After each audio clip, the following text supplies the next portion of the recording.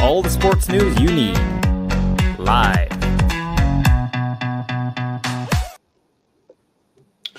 And hello, very warm welcome to the show. We're back for a full weekend of action after the international break. So we thought we would just take a wee break as well. So we're back in action, joined by the Euro Regan. How are you, Regan? Michael, I'm doing very well. Thanks for having me back on again. I'm looking forward to Scottish football Premiership, Championship, League One, and League Two getting back. Because as much as it's great for Scotland to be playing, it's great to get back into the normal club football fixtures again. And I know that we are here every week. We are kind of new faces to the show, but we've got some old faces on the show as well. And I'm not talking about Laurie. Yeah. So I'm joined by Dave. Dave, how are you? Welcome back. Yeah, nice with sabbatical, but I'm back with a bang and ready for another big weekend of football. Yep, and we need to check his say his value. Reagan, I think it's went up by about 5%, and I'm on the king. So I good to see you back, David. I saw you a few weeks ago up in Aberdeen. It was brilliant to see you, and also a big weekend coming up for Super Curry on Sunday. Hopefully, we'll have Laurie. How are you? Yeah, good, Michael. Good to be back on. I mean, as you say about old faces, I mean, it has been a while since I was actually on a show here, so it's good to be back. Yeah, no, exactly. So it's a bit like the new boys versus the old boys tonight on the show. You can work out who the old boys are and the young boys are. Anyway, before we go on to the football and before we go on to the league football at the weekend, don't forget you can comment on anything that we're talking about. We're on Facebook, we're on X, and we are on. Yeah, I think that's all the platforms we're on actually. So before we go on to the league business, let's go back, guys, to last weekend. The Scotland games, Scotland, Croatia, and Scotland, Portugal, very difficult games. Um, Dave, but I suppose and can okay performance. You mean in terms of Tuesday, Michael? Yeah, Yeah, yeah. yeah, yeah. In terms of Tuesday, an okay performance. Being ultra critical, I think we wasted two great chances with Shea Adams and Scott McTominay. But on the other hand, you need to strike a balance. It's not about being not clinical in front of goal. Ultimately, Scotland had a prerogative to go and make sure Cristiano Ronaldo wasn't scoring. I thought he was off it. Let's be honest, Portugal have been trying to shoehorn him into the team. Um, he's 39. I think, in an international perspective, I think he's past it. I don't know if you guys agree. I think Portugal are a really good creative attacking football side, but Cristiano Ronaldo is kind of a burden to them right now. Now, don't get me wrong, I wasn't complaining one bit because I was absolutely delighted by how we got a valuable point. Now, there's been a bit of debate amongst people over whether this is a good point for Scotland. I think it is because I think it kind of alleviates a tiny wee bit of pressure off Steve Clark. Not almighty, it alleviates the pressure a little bit. Because let's be honest, it was an atrocious run of defeats and games where we just weren't good enough. So I think getting a result of this calibre can only be a good thing for Scotland. We'd appreciate and love 3 points every single game, but that's never going to happen. For me, in terms of Clark, good point on Tuesday. Now on to November. The minimum target for me, 4 points. Poland game, the Northern Ireland game, Northern Ireland before the Euros, that's two major letdowns for me. I don't know if you guys agree, but yeah, I think in terms of Scotland, back on your point, Michael, but Tuesday, really good performance defensively, really good. I was very apprehensive. I don't know if you guys were as well. I was very apprehensive, especially after the previous defensive performances, and I was calling out for a defensive restructuring. It never quite happened like that, and wow, I was surprised at Grant Hanley and John Souttar kept a clean sheet. John Souttar's been decent in the Scotland shirt this calendar year, but yeah, a lot more positives than there maybe was last Saturday, for example. Laurie, Reagan, you were at the game on Tuesday night. Obviously, you watched the game in Saturday. The big question for me is, guys, Scotland seems to play better against the bigger teams and struggle against the lesser, smaller teams. Would you agree with that point, guys? I think that's true. I think possibly sometimes we can rise to the occasion, but also we need to put into context as well. I know Dave's saying there that like a lot of the stuff's been challenging over the past few months, but I think we need to realise as well the calibre of teams we're playing as well. I mean, we've played some great squads of players over the past couple of months. I know people in the media can blow it out of proportions and say Scotland have no 1 in 15 games. But if you actually look at the opposition that were played, you know, when you think of like Holland, Germany, Portugal, France, the only one that Dave kind of mentioned there is Northern Ireland. You know, they're the only ones where you look and go, that is one where we should be taking all 3 points from. But you can also play devil's advocate with that one and say, well, that was one where we were one game away from the Euros and everybody was all in party mode, and possibly, Dave, nobody wanted to get injured at that point either. Well, that Northern Ireland game, that was a friendly match. And I was on another podcast earlier this week, and I was making the point, Regan, that Northern Ireland game in March, and probably, I know it was a competitive game, but the Norway game last November, I think that was big in terms of the momentum shifting and a downward trend. I'd argue the Finland game as well, to a certain extent, was big in terms of that momentum swinger going downward as well. I think I'll come in there, and I mean, I can actually agree with a lot of that, because obviously I was at all of those home games that you mentioned, including the Northern Ireland friendly, which was honestly one of the worst games of football that I've ever been to. I know it's an international friendly, but back to Tuesday night, I was very impressed with us on Tuesday. I wasn't expecting us to be so solid defensively. I mean, especially with how we've played, you know, in recent times. But it did actually feel it was a great point. Of course, you're never going to deny a point against a very good Portugal side.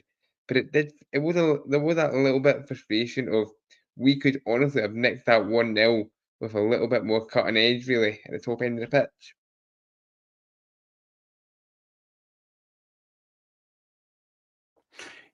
Yeah, no, exactly.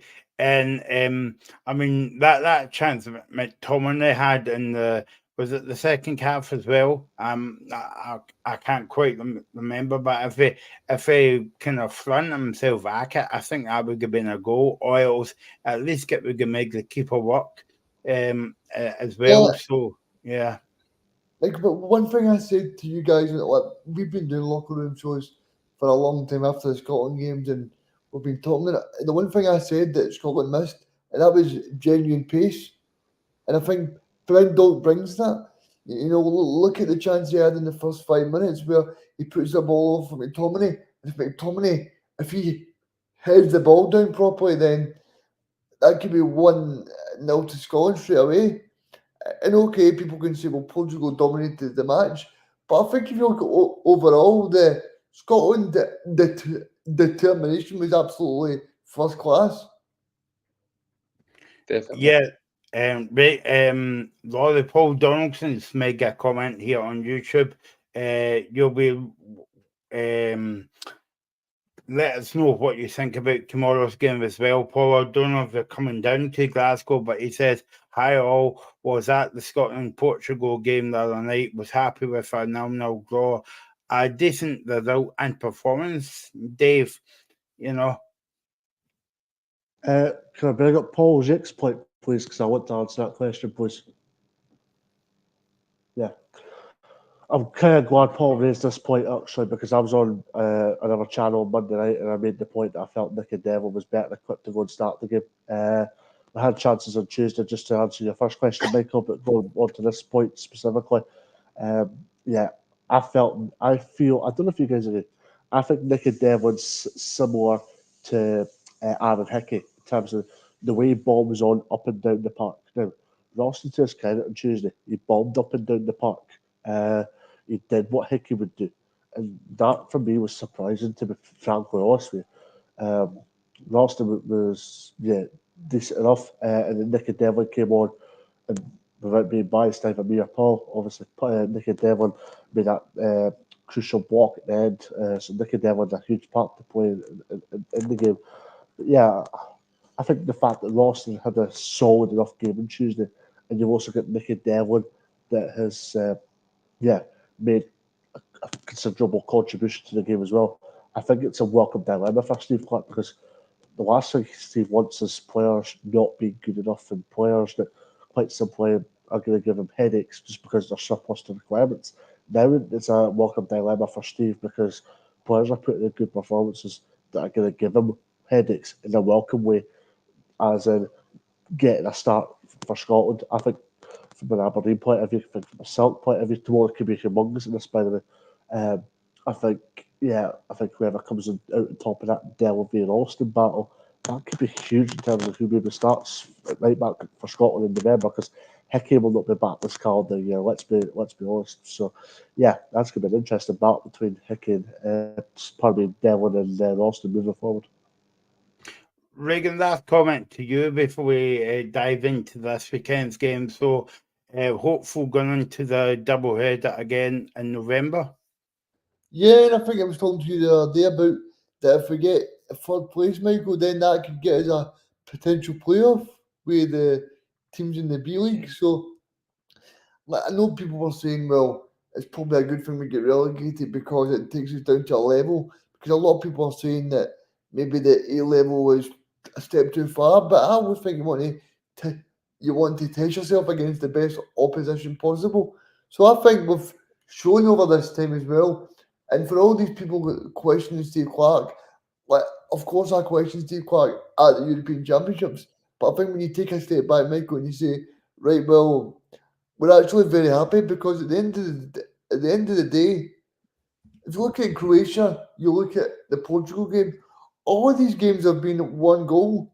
And even when you look at the Poland game in the very first match at Hampden, Michael, I mean, that was a game that we went 2-0 down in. We went to 2-2, and we probably should have won that game, but it was Grant Hanley made a really bad mistake. Okay, so we'll come back to the Scotland games in November. It's the return of the Premiership tomorrow, and we are going to look at the games for you. So get your comments coming in, guys, and girls, of course.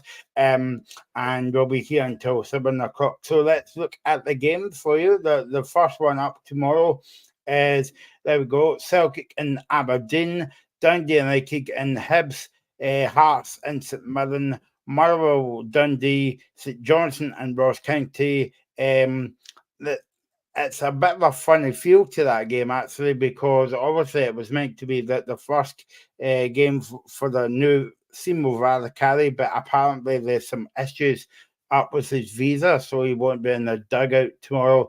We'll talk about that against Ross County, and Glory's definitely speak about the game on midday on a Sunday afternoon between Kilmarnock and Celtic. Right, before we get on to these games, guys, Regan's been pretty busy this week, actually. He was interviewing Michael Grant about tomorrow's Celtic Aberdeen game. Michael Grant is the sports football correspondent for the Times, and obviously he's been on the show in the past as well. So we got Michael Grant to talk about the game tomorrow between Celtic and Aberdeen. Regan, obviously Celtic Aberdeen both have had perfect domestic starts. That's probably not that unusual for Celtic, but it's certainly unusual for Aberdeen. And I think, let's be honest, it's Aberdeen's form that makes this such an intriguing game that the media is taking interest in. And I know that from my own newspaper. My own newspaper is interested in this match in a way that it might not normally be. Aberdeen have won all 7 league games so far, and including the League Cup games, they've won 13 out of 13. And the fact that this is under a new manager, Jimmy Tilleen, makes it all the more interesting. And it's a guy that we didn't know, and we're still getting to know. And all of that makes it fascinating to see just how good they are, how they'll stand up to what is by far the toughest test they've had so far. How good are they? What are they capable of? So we'll learn a bit about Aberdeen and this team on Saturday. But it's going to be an intriguing match. I mean, obviously, Michael, you're the Scottish football reporter for the Times. Have you met Jimmy so far? Yeah, I've met him. Well, I went down to the first game they played, which was against Queen of the South in the League Cup back in middle of July. That was his first match, so I covered that match. And I have met him once at a kind of Aberdeen club function about a month ago. I mean, he's not dramatically different away from the kind of public eye than he is in the public eye. He's a pretty calm guy. He's a pretty cool lad. Doesn't get up or down. He's not hot-headed or anything like that. I think he's very good on tactics. I think one of the most impressive things about Aberdeen is, look, Regan, I'm an Aberdeen supporter, you know that. So when Tilleen was appointed, I read up about how his teams played, in Sweden, and I thought, well, that's interesting, and that'll be a nice and attractive style of play to watch. And what's been most impressive about him, I think, apart from the results, is just how quickly he's been able to get that way of playing into Aberdeen. They work very hard. I think they work harder than they have for years. They're very good at winning the ball back in the other team's half and immediately launching attacks. And 2 or 3 passes and they've got a shot and maybe a goal. And it's worrying teams, and it's being effective so far. And they've also got pace, and I think any team that's got pace is potentially going to cause trouble. So all of that, I think, is impressive. It's a long way to go, but Tilleen's a new manager to us, but he's not a new manager in football. He had a good record at Elfsborg in Sweden. They finished second in the league twice. They might have won it. Malmo pipped them on the final day of the season last year. So he is a guy who's been around for a while in coaching, and he knows what he's talking about. So I find him impressive, and from a media point of view, he's interesting because of the results. Yeah, I just want to ask you as well. Do you feel that this is the best Aberdeen have felt, going down to Celtic Park and actually thinking that they can get a positive sort of score? Yeah. I mean, why not? It's difficult because they haven't played Celtic or Rangers yet. So they haven't faced the teams that are capable of hurting them and are capable of exploiting their weaknesses. I mean, sometimes Aberdeen can leave a bit of space in behind, especially on the wings, and the better teams might be able to get in behind them and exploit that. Then again, maybe Tilleen is a clever enough manager to adapt and take it horses for courses kind of thing. But listen, they'll never be shorter of confidence than they are at the moment. I mean, if you win 13 games in a row, and so much has been going for them, I think they will come down and think, okay, well, let's give it a go and let's compete and see what we can do. Celtic are looking really, really strong domestically. I mean, I don't really have any doubts that Celtic are going to win the league. But I think it's important to recognise that if Aberdeen lose on Saturday, it's not the end of the world for Aberdeen. I mean, it ends the lovely run of wins. But if Aberdeen finish top 3 this season, that's serious progress from where they were last year, and it's pretty obvious already that they're going to score some really pretty exciting goals. They're going to play some exciting football, and they're going to give their fans a lot of happy moments. So I think it is important to stress that Aberdeen won't be derailed by losing at Parkhead, which you've got to say is the most likely outcome, that Celtic will show their strength and win the game. But it's fascinating, you know. This is what we live for. We live for new stories and potential new threats coming out to Celtic or Rangers, you know. And obviously, I would like it to continue for as long as possible. But even from a neutral journalist point of view, it's a good story that Aberdeen have started the way they have. Do you think this is probably one of the first years for a long time they could split Celtic and Rangers, or do you think they? I think it's too early to say that, Regan. You know, I think I would need to see where things stand in January. You know, I think it's easy to kind of say, well, there are, whatever it is, 5 points ahead of Rangers, is it? Or something like that, anyway. And say, well, you know, and Rangers have got a lot of issues, especially off the field, and, you know, a few bad results, and they might feel pressurised that it's changing the manager again, turbulence, all the rest of it. But, you know, Rangers still spend a lot of money. There's still a lot of good players in that Rangers squad. I would still need to see what happens when Rangers come to Pittodrie later this month, for example. You know, how is that game going to go? And I still need to see Aberdeen against the very best to see how they can handle it. So I wouldn't say that they can't split the Old Firm, Regan, but I think it was one that I would prefer to answer in a few, you know, 2-3 months' time, and just see what the lie of the land is there, because we have seen teams, non-Old Firm teams, start like a train in Scotland before. Hearts did it under George Burley in 2005. Aberdeen did it under Derek McInnes in, I think it was 2016, something like that. Hearts also did it under Craig Levein, you know, just a brilliant league start, winning the first 5, 6, 7, 8 games. And they can't sustain it because they don't have the depth of squad, and injuries and suspensions kick in and that sort of thing. But you know, let's see. You know, let's revisit this one in 2-3 months' time. I just finally want to. There we go. That was Michael Grant from the Times there, talking about Aberdeen. Dave, ironically, you spoke to me a few weeks ago to come on the show, and I thought, well, I'll hold you back to the big game tomorrow, Celtic Aberdeen, just because you're a kind of Dons fan as well. But 13 wins out of 13. But I suppose the Aberdeen fans were waiting for this month, because obviously they've got Celtic tomorrow, Rangers up at Pirkcogler in a few weeks, and then Celtic in the semi-finals of the League Cup. First of all, how do you think the Aberdeen team is doing under big Jimmy Turling?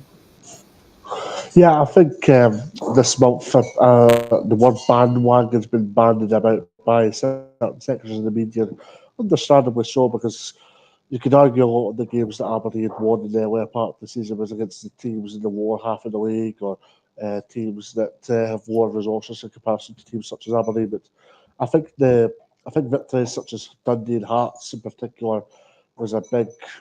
I think that was a big parallel for Aberdeen to just tell everybody where Aberdeen were at that specific stage of the season.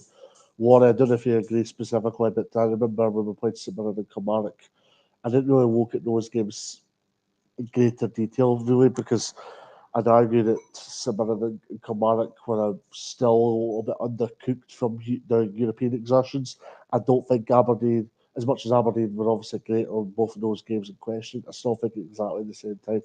I think people looked at that and maybe they were understandably going to jump to conclusions. But yeah, I think the results the last few weeks, it's kind of gave me a bit of excitement. Not too much excitement just yet, but it's gave me more excitement than there would have been maybe in July, for a certain example. So, no, I think in terms of Aberdeen, they've got to be absolutely delighted with their start to the season, and here's hoping that continues. It's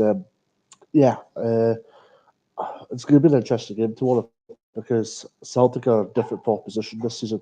And when I said different proposition, they're a completely different proposition to even last season domestically, as Michael touched upon in his interview there. And yeah, it's not going to be an easy game for Aberdeen. We all know that. And but I'm actually happy this game's away from home.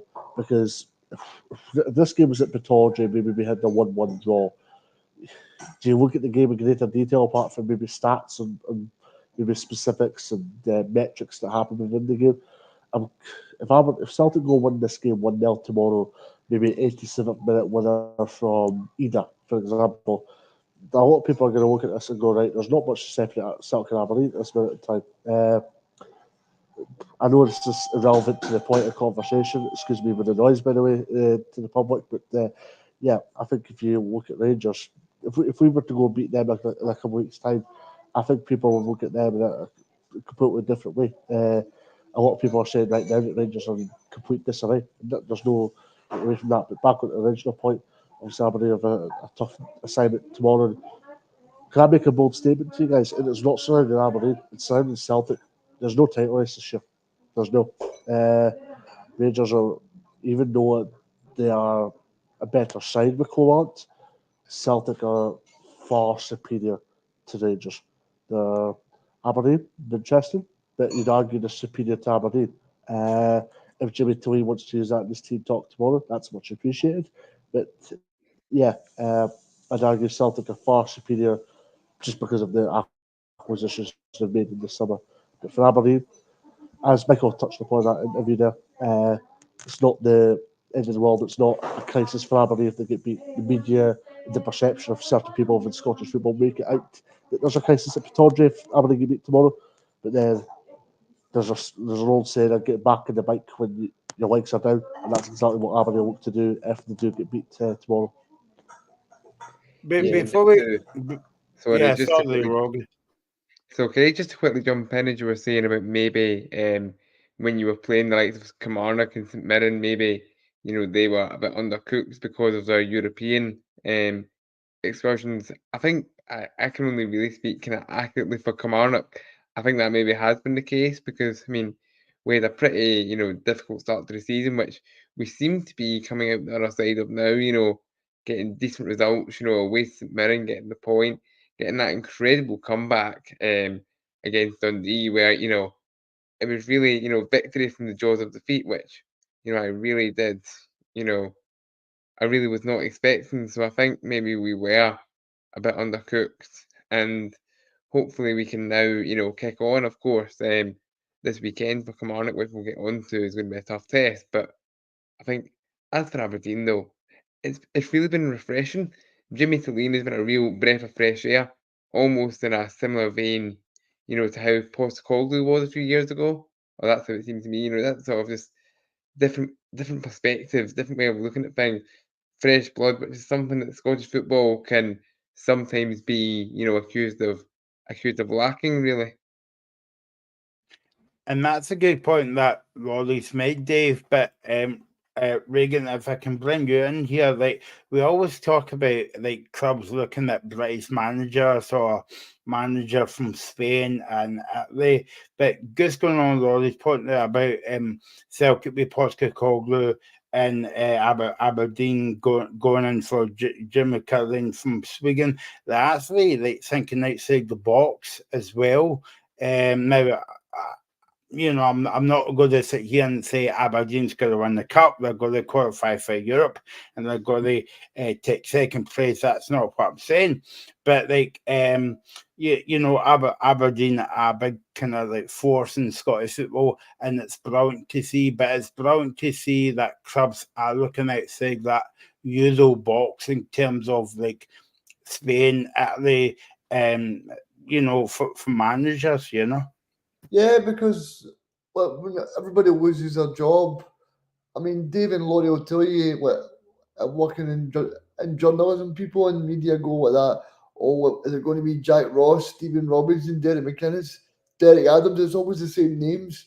So I'm glad that we've found outside the box and we've not went for a Stephen Robinson or a Derek Adams or a something like that. I'd much rather we try something different because we've seen these guys do okay jobs in Scotland before, but I mean, Jack Ross has done okay, but I much rather would see someone brand new to the game and see what they bring rather than, okay, Jack Ross has got a great CV and someone else have brought up there, Derek Adams has done well with Ross County, but we also seen when he came back second time as well. When he came back second time, he wanted out the door as soon as he got here. So I think you need to say as well, it's also good to get fresh blood into Scottish football as well.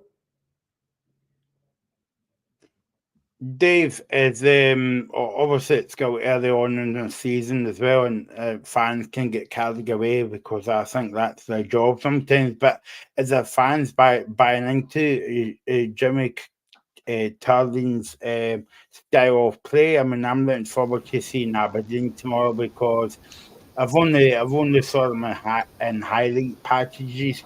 I haven't saw them for 90 minutes. But so as a fans buying into what Jimmy's trying to implement up in Aberdeen. Of course. I mean, for a certain example, there'd be a few games against lower league opposition in the cup where there would be an apprehension if the game was maybe 0-0 or 1-0 down or maybe even 1-0 but not playing particularly great. And I'm talking about the early part of the season here. And Aberdeen fans would be on the manager. I remember they were 1-0 down at half time against Airdrie in the cup, and I was covering the game for a national newspaper. And I remember Aberdeen fans were booing, but when I say booing, there was a minority. It wasn't everybody. It wasn't a combination of people. But I remember the point of Barton had several chances. It was 0-0 half time, and there wasn't an element of negativity. Same with the Queen's Park. So there's been a buy-in very early on. I remember Aberdeen went to East Kilbride, they went to Queen of the South and put in dominant performances, albeit, as we know, guys, they're obviously two sides that play in the lower leagues. But because they were that good, there seemed to be an immediate buy-in straight away. I don't know specifically why that was, but it probably was the standard of football inherited by Tulane that allowed the fans to have a reciprocation in terms of, yeah, we can get positive with this, we can go forward with this, we can support you with this. Laurie, what do you think of Aberdeen so far this season? That they're doing well? Yeah, from what I've seen, I've been really impressed with Aberdeen so far. Like yourself, Michael, I haven't seen, too much from them, 90 minutes wide. Even when they played Kilmarnock, I was again very reliant on highlights. That day, I mean, I was live on the radio at HBSA when that game was going on.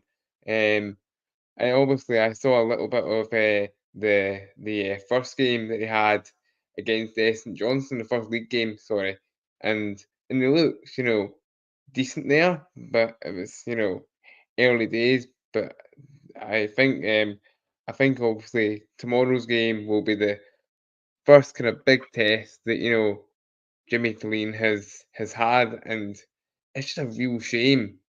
Without going on too much of a rant or a tangent about it, it's just a real shame that this game isn't actually going to be on the TV. I mean, what it does do is it gets views for a sports team, but you know what? It's one of the best games on paper this season so far, and obviously it can't be on the TV. And I appreciate that the broadcasters have restrictions with how many times they can visit each stadium, and that's fine. And obviously, maybe with it being at Celtic Park, it gets a little bit awkward. But it was that one's a real myth for Scottish football, isn't it?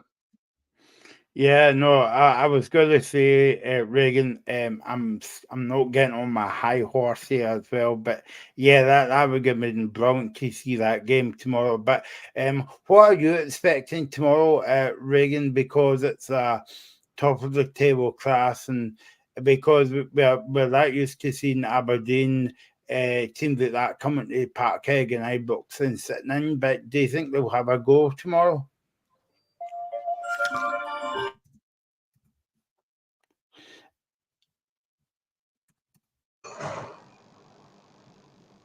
Yep. I'll ask that question to Laurie. Do you think Aberdeen will come and have a go tomorrow? Or?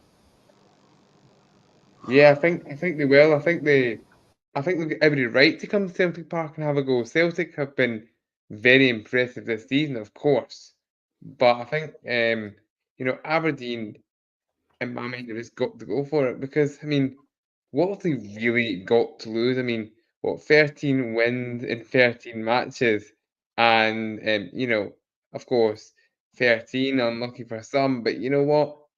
Aberdeen just go for it, because if they lose, they lose. They've still had a brilliant start to the season, so go for it. Which I get is easier said than done away at Celtic Park. Reggie, you're going to the game tomorrow. What are you expecting?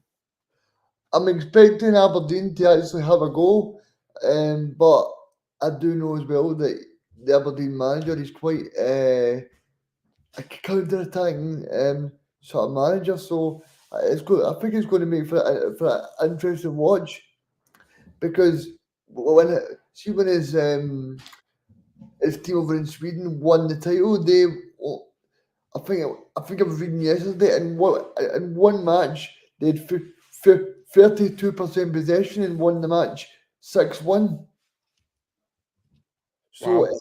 it just shows you how effective that he can be in counter-attacking. And see, to play devil's advocate as well, I don't actually think he'll mind Celtic having the ball, because I think David will know especially, but Aberdeen have got the players to really break on Celtic, so they can be solid, but they can also break on Celtic with players like Duke and Nisbet as well, and then you've got obviously Papa Gay, he got injured for a wee bit. I don't know what the situation is with him, but so Aberdeen's got a lot of threats there that they can really do well. Jamie McGrath as well is a player that I like as well.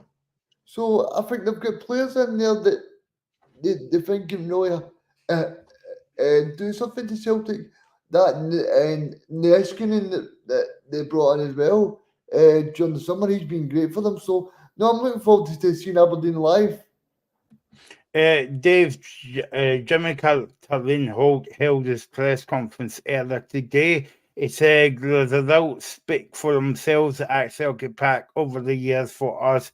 The most important thing that we can do, and I think the best chance for us to improve and hopefully get a good result to go to Celtic Park, but it will be a big test for us tomorrow. Yeah, I mean, it's all got the makings of a very good game, Dave. But back to Roddy's point, it's just a pity this game's not on the TV. But there you go. Blame yourselves, because apparently Aberdeen agreed to it. Apparently Premier were up for it, but apparently Celtic said no. So blame yourselves. But that's another story for another day. I think in terms of what T-Lane said, he's obviously keeping his cards close to his chest. He's very composed in front of the media. I was very privileged to, without sounding arrogant, to spend a week with him pre-season before they played Airdrie and Dumbarton. I was very lucky to spend a week with him. Just obviously chatting all things Aberdeen. Obviously a lot of talking around Bojan Miovski at that time as well. But yeah, he's a very he's a characteristic guy, but he's a very guy. He's a guy that will keep his cards close to his chest and does everything with composure. I mean, he celebrated Aberdeen's winning goal against Hearts a fortnight ago with euphoria. Apart from that, he's been very calm regarding everything he's done, and I think it could only be a good thing. So, Jimmy Tulane, as usual, will go into tomorrow's game calm and composed, and we'll be keeping us. We'll be hoping to get at least a point out of tomorrow. That's one thing about Tulane. I'm interested to see how he was with the Scottish media, because I had reports from elsewhere that he wasn't exactly transparent, if that's the right word, with the Swedish media. So in terms of Scottish media, it's been fine enough. But what I do tend to find is if you do ask anything, transfer rumours, contracts, players going, just any important matters, I tend to find he refrains from giving you the full answer, which is fair enough. A successful manager's never going to give you the full conduction of what's going to happen. Yeah, Tullone's exactly the same. To answer Paul Donaldson's point, Katowice is back in training. he was sore today at Lennoxtown, so that must mean he's back in the squad for Celtic tomorrow. Reagan, it's a big test for Aberdeen, but it's also a big test for Celtic as well, because obviously I can't recall how many players Aberdeen had gone international duty, but you would think that the Celtic starting 11 was all away in international duty, and they're all coming back to Lennoxtown. And in fact, I'm sure I heard that one or two of them was back today for the first training session. So do you think it's a big test, even though Celtic's at home? Do you think it's a big test for them as well? Yeah, definitely is a big test, because I remember Celtic went off to the international break in September, Michael, when Scotland played matches against Poland and that. And the game following against Hearts, I mean, Celtic won they great, but the important thing that they did do was they get through the game and they won 2-0. So it's not always about when you play against the big team, blowing them away and playing brilliant football. Sometimes it's about digging in and showing the crowd that you're able to really dig in and try and make them happy. Do you know what I mean? Like, not every match is going to be sparkling football and everybody praising Brendan Rodgers for the style. Sometimes you're going to need to dig in. To go back and Dave's point he made earlier about the fact that it's Celtic's fault for the game not being shown live. What I was told, Dave, was the game was supposed to, if Premier Sports and Celtic and Aberdeen wanted the game to go ahead, it was going to kick off at night time at 8 p.m. You know, I just don't think that's able for both sets of fans to go to a football game at 8 p.m.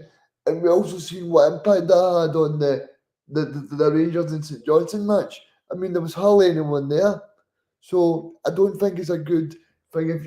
Okay, you can say the match is live on TV, but I think if you're saying to somebody that it's going to be live on a Sunday at 8 p.m, I don't think Celtic or Aberdeen fans travel like they would have, because if Aberdeen fans, I mean, you get Paul Donaldson in the comments, he can tell me. I don't know how long it would take up from Aberdeen, but I don't think many would travel at 8 p.m. on a Sunday night just to watch the football. No chance.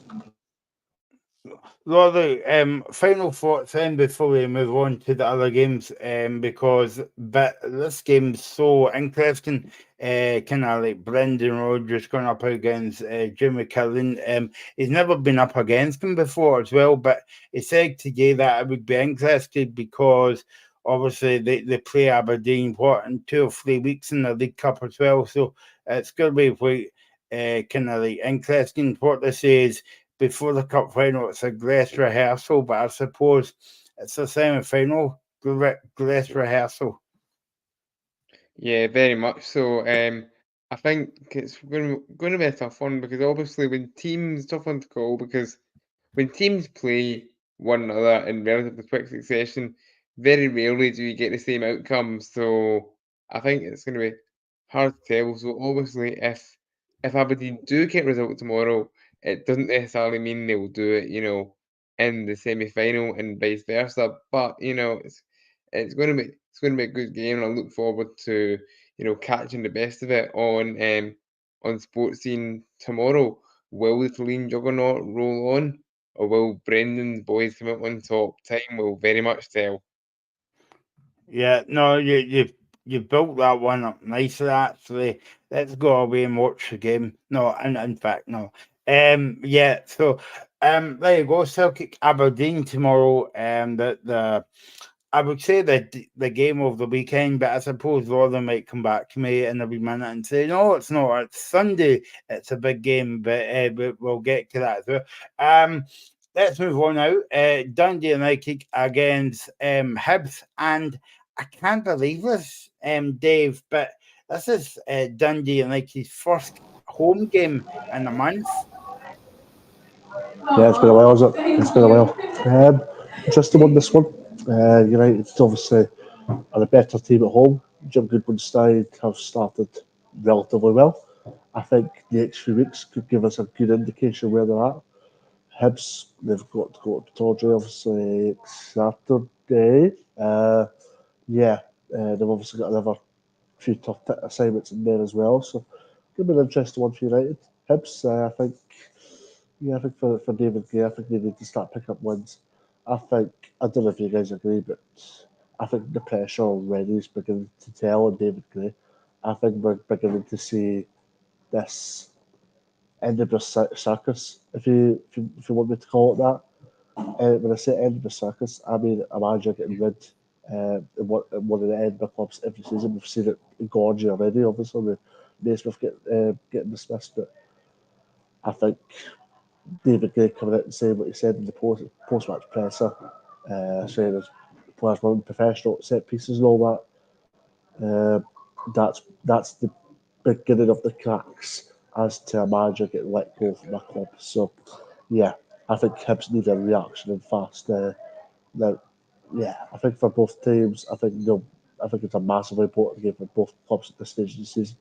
Sorry, Michael. I think Dave makes a good point there in terms of I think the cracks are beginning to show, but also I think the supporters of that Edinburgh team there, I think they're probably just not being as aggressive towards David Gray because of his status, because he won that Scottish trophy back in 2016. So I don't think they're set to be as vitriol as it would be to a Paul Yeah. Heckingbottom, a Pat Fenlon, or whoever it is.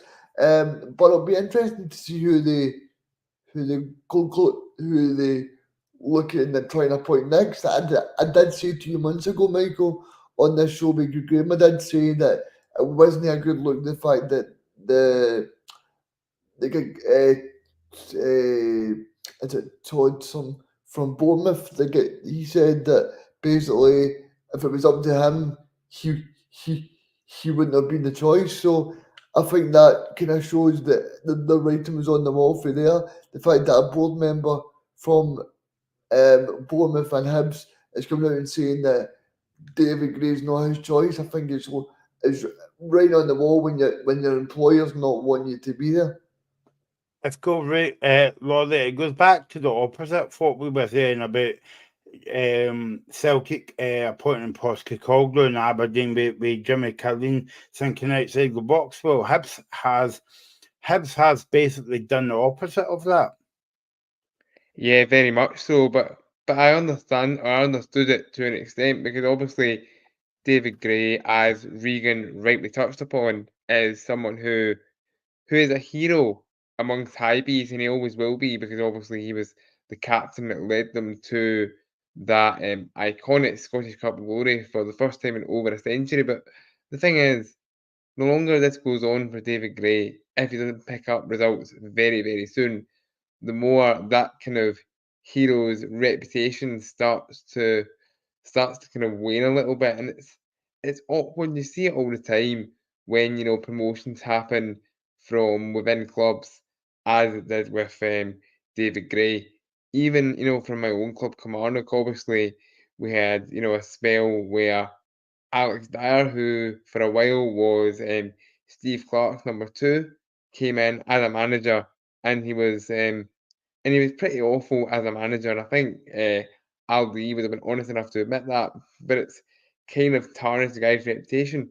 And yeah, it's not quite comparable, of course. He's not he was only an assistant manager to another great gaffer. He wasn't a cup-winning captain, but it's the same sort of thing where a reputation can easily be tarnished by a bad managerial spell. I'd be intrigued, Laurie, to see David Gray at another club. He's never going to go to another club at this present time. I'd be intrigued to see him at another club. I'd be intrigued to see him at let's say Championship club, Raith Rovers. I'd be intrigued to see him at Raith Rovers. See how he would get on.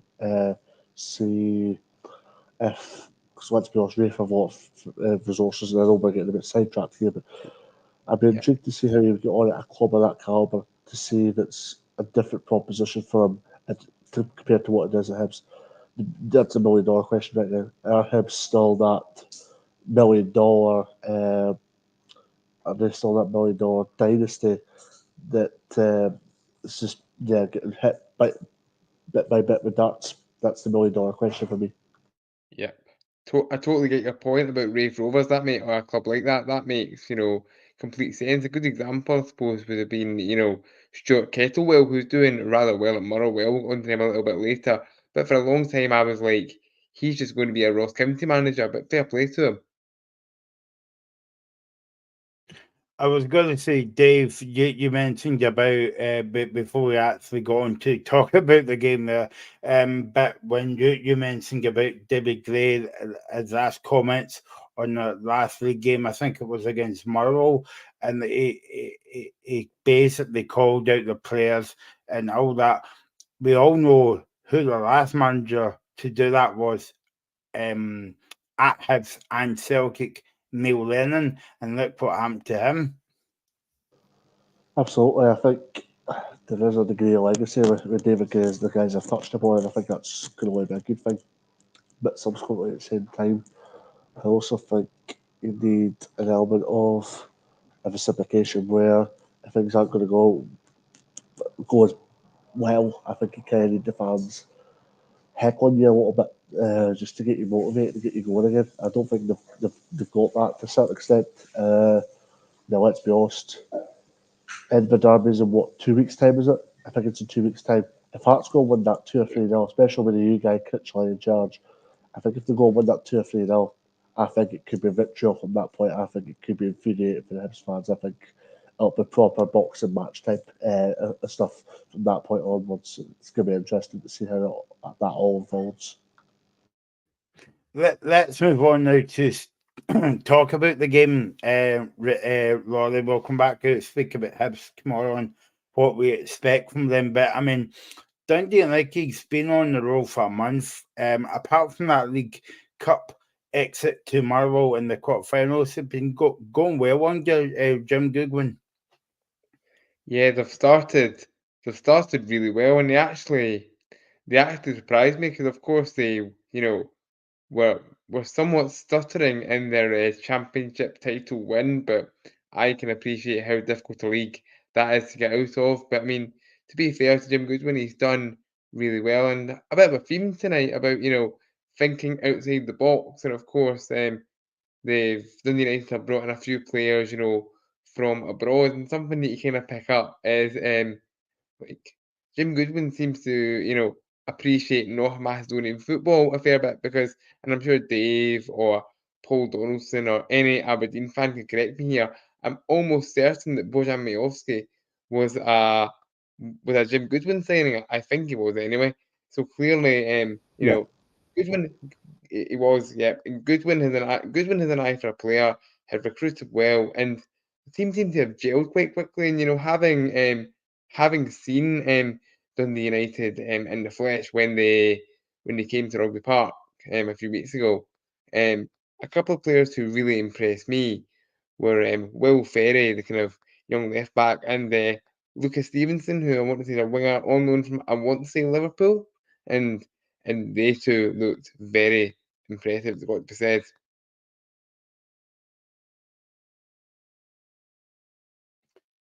Dave, I was just wondering, have you seen Dundee United this season so far, or? The first game is a friendly.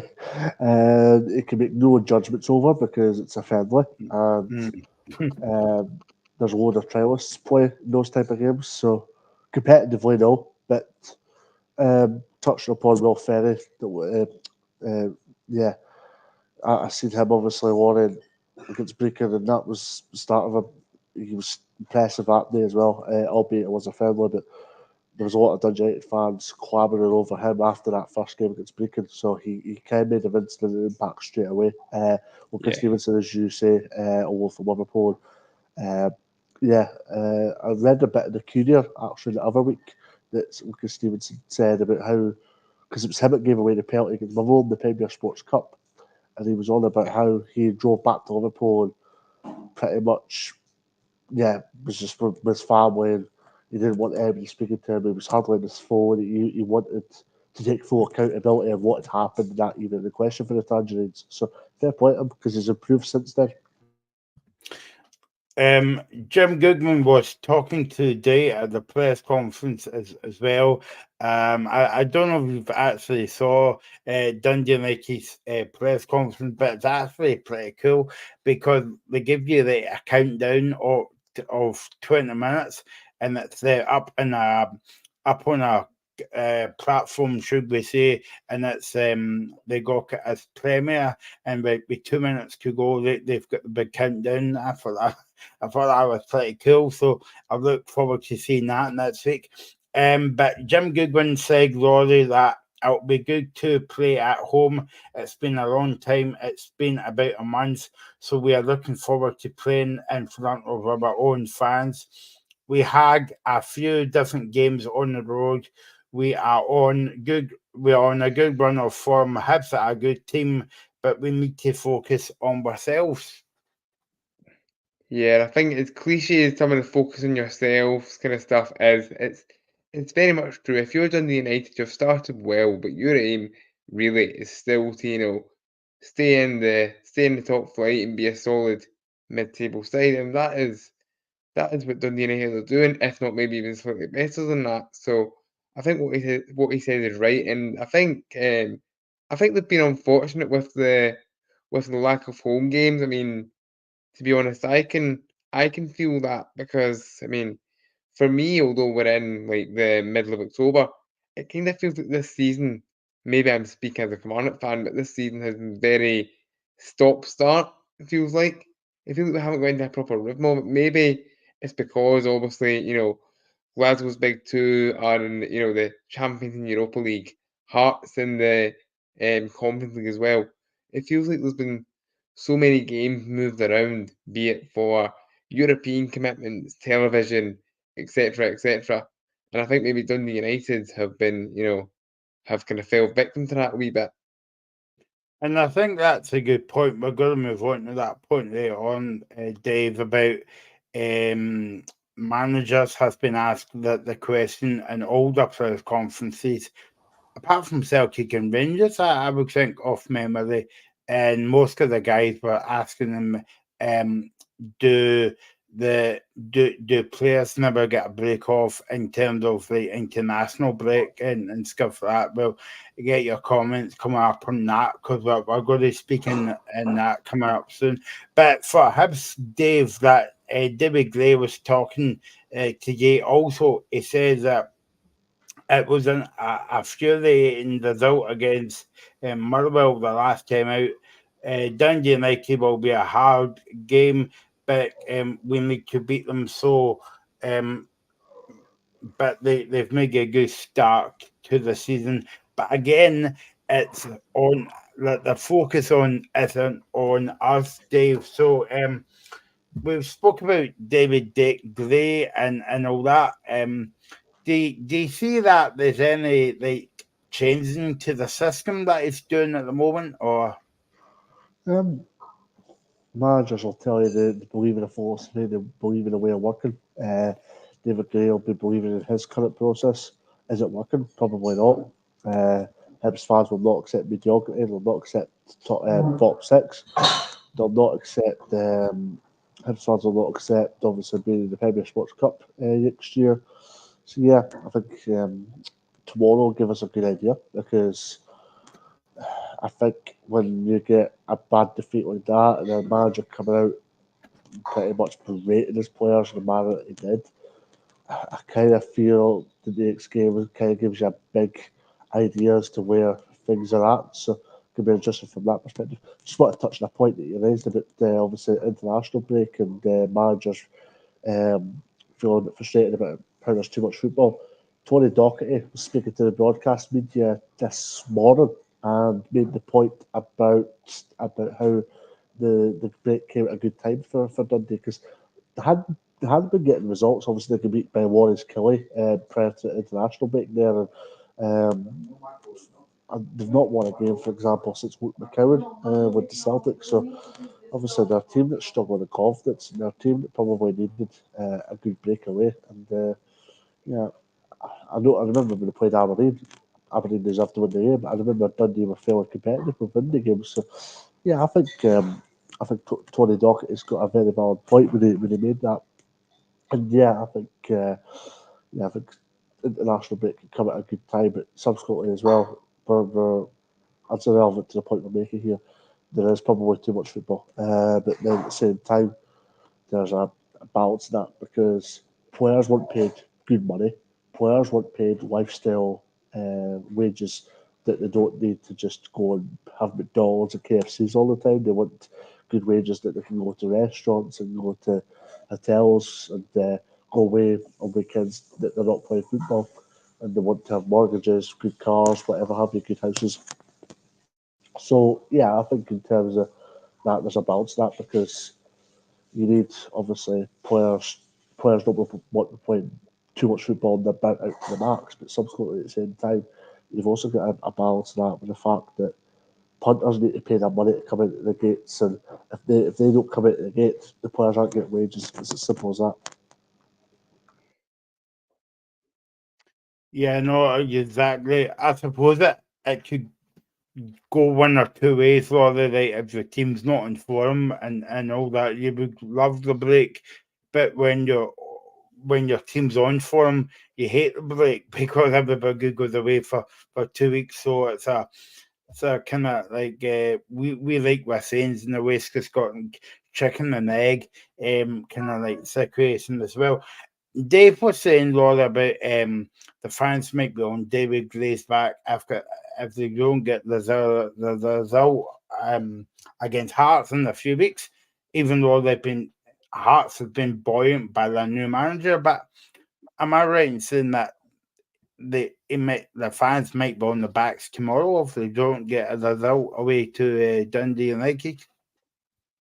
I think you could be right, Michael. I mean, I don't really know whether it's right or wrong. I mean, I haven't seen, enough of David Gray's Hibs to really judge too fairly. But I think you could be right because Dundee United will be a game that, well, that Hibs will target, and I'm sure, you know, United themselves would say the same about Hibs. It's going to be a tough one to call.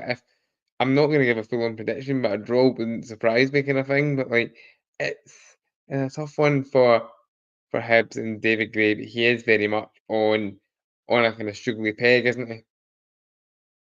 And the Jim Goodwin told us today, Dave, that it's going to be basically, well, I don't know if it's going to be a sellout tomorrow, but Dundee United has sold 10,000 tickets for tomorrow's game, and obviously Hibs will take up a lot of fans as well. So, first of all, it's good to see Dundee United back in the big league. And Tannadice Alley going up. That's a nice game as well. But I'll be a decent atmosphere tomorrow. So, Dundee, regardless, Championship, Premiership, home and away, always take good attendances with them. Tomorrow will be no different.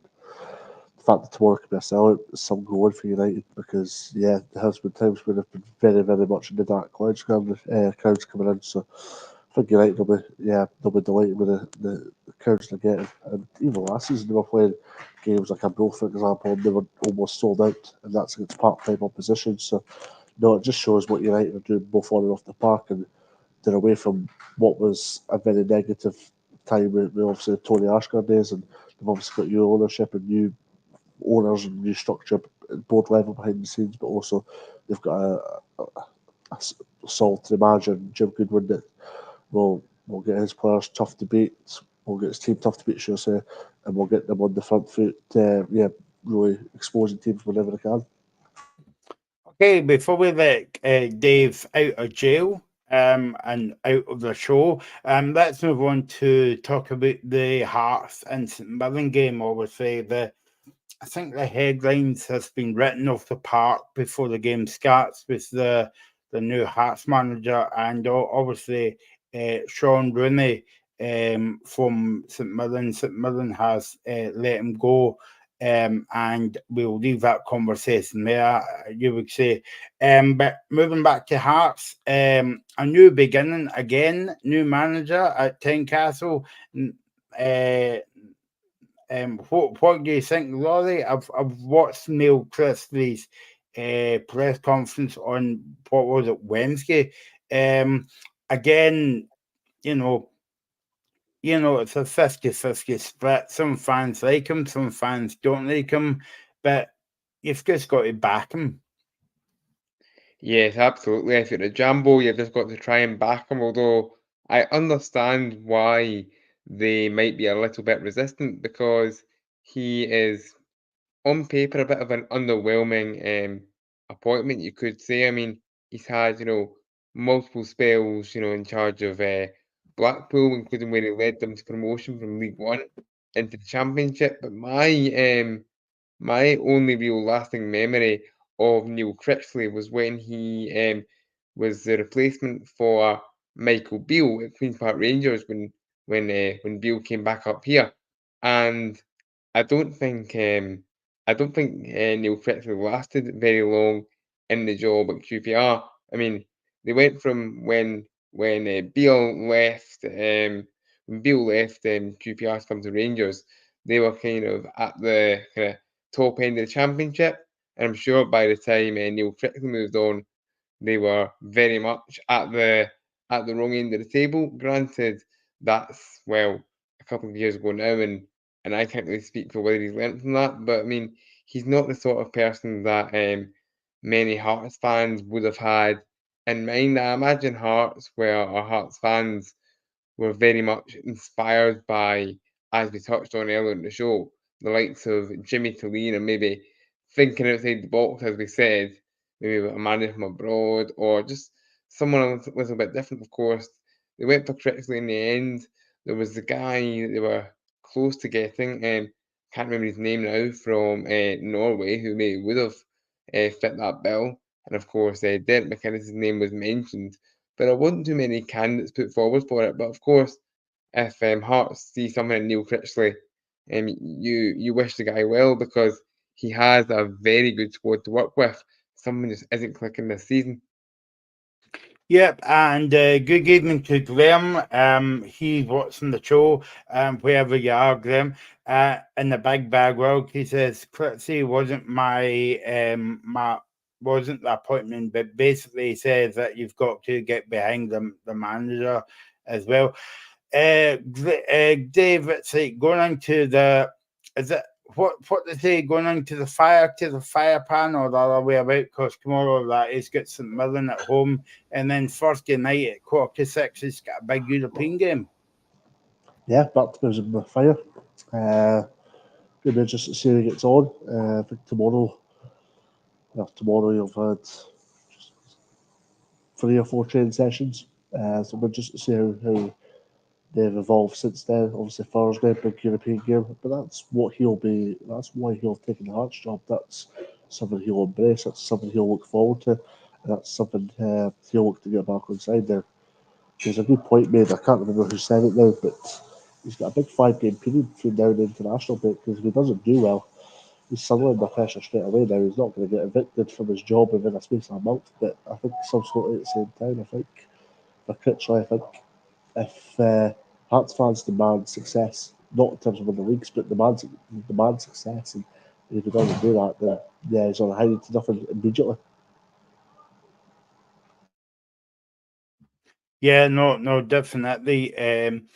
Basically, if I can take one quote of the press conference that he said, well, all managers say that, don't they? Graham, Laurie says, I'm very excited to get the job, to get stuck again, get going.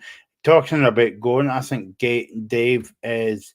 Dave is away. His money's run out in the meter, so it's good to see Dave again, and hopefully we'll see him back in the show soon. So, yeah, I mean, his honeymoon period might be short, Rory, but it's, as I say, 2 big games coming up at Tynecastle, one tomorrow. Yeah, very much so. Huge games for Neil Critchley to potentially get his new supporters on side, and it's not an easy one for him. It's not. I mean, St Mirren are no mugs, but I mean it's a good test of of where he stands. And I think in the chat here, Graham makes a very good point that his first 4 games in Edinburgh, of course, including the derby, if I'm not mistaken, and that might help him. And I think it will, because Hearts, one thing you cannot accuse Hearts of is being poorly supported. So Tynecastle will, I have no doubt, be absolutely packed out, and hopefully that's enough to kind of carry Critchley over the line in the first few weeks. Yeah, no. I know that the Edinburgh Fest goal might be finished, but there might be another Fest goal if they doesn't get off to a good start, Rory. Yeah, potentially there might be some murmurings of discontent, really, and hopefully it doesn't get to that. Hopefully Hearts actually kind of live up to their potential almost, because it's been a strange one, because I was one of many people at the start of the season who were always kind of thinking Hearts are going to be brilliant this season. They've recruited really well, like of Danda and Penrice and stuff, but they've really, it's really not, it's really just not happened. Although Penrice has been pretty impressive. I was going to ask you, Graham's basically asked you here that what's your thoughts on the media correspondence like Derek McInnes basically was in for the Hearts job?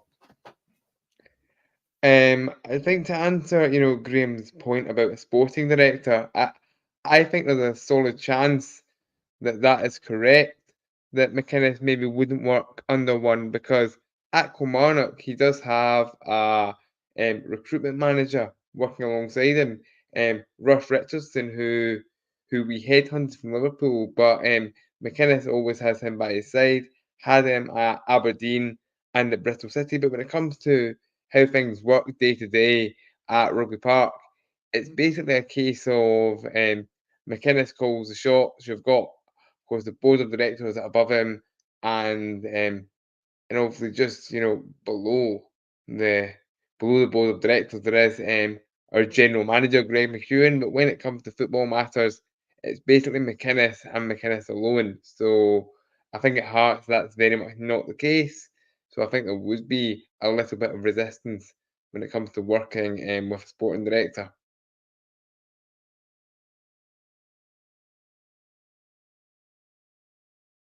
And I think Michael's got himself on mute. Yeah, you would think I would be used to that after about 10 years of doing meetings on the Zoom. Maybe it's just because I'm getting to that old age as well. Regan, we'll talk about the game in a minute, but what's your take on the new appointment at Tynecastle? It's a little bit of a strange one for me, Michael, I think. If you look at it in general, I think that I thought Hearts would have been for more of a proven thing. But I think that Neil Critchley, I was listening to the press conference a few days ago, Michael, and they're talking about the analytics and stuff like that, and he really comes across well in analytics. Now, I'm not a big fan of analytics, because that's what the Celtic are doing now as well with Paul Tisdale, the guy that did well with Ted Baker all those years ago. But, I'm just not a big fan of it. I know Brighton have went through it, and Brentford and all these clubs, but It's a computer game. I hope it works. I hope it works out for them, But the only thing I would say is, if you look at Neil Critchley as a manager, I mean, you don't get to work at Liverpool Academy and under Steven Gerrard at Aston Villa if you're not a good coach. So obviously he's a good coach, but I don't know if he's a good manager for likes of a head coach. He might be good for a first team coach the way that Michael Beale was, but we all seen how Michael Beale worked out in Scotland. People were saying that Michael Beale was the brains behind the Gerrard operation, but we've seen how Michael Beale worked out. The Rangers fans were loving them in the Rangers pubs, and then as soon as it started to go bad, he had to be told where to go. So I think time will tell. But like Graham was saying there, I think that the fact that his first few games are in Edinburgh, I think that definitely does help him because a bit of a settling in period. And I don't think the fact that he doesn't know Scottish football, I don't think that'll harm him in any way. Because like we said with Jimmy Tulleen, sometimes it's quite good to get a fresh approach, Michael. But I did see earlier that he said he was going to get in touch with Stephen Gerrard to ask him for some advice in Scottish football and what it's like.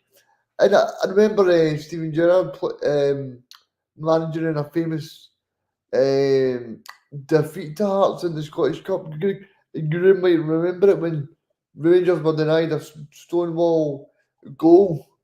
But obviously back in those days, you didn't have VAR. So obviously Stephen Gerrard can always say some great things about the time capsule because the atmosphere there is renowned upon in Scottish football.